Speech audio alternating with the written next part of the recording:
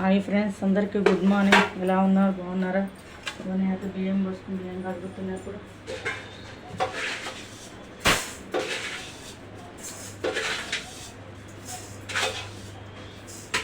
వంట చేయాలా ఫ్రెండ్స్. వంట చేస్తున్నాం. బియ్యం తగ్గిపోయింది, లేట్ అయిపోయింది.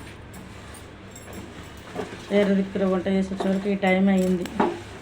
ఇక మా ఇంట్లో చేసుకోవాలి తప్పదుగా ఫ్రెండ్స్. డ్యూటీ అన్నప్పుడు చేసుకోవాలి కదా, ఏదో ఒకటి. చేసుకోకపోతే ఎట్లా బతుకుతాం? మనం చేసుకోవాలి. బియ్యం కడిగి పొయ్యి పెట్టేసి పడుకున్నారు. ఇంకా మా పిల్లలు లేవలేదు.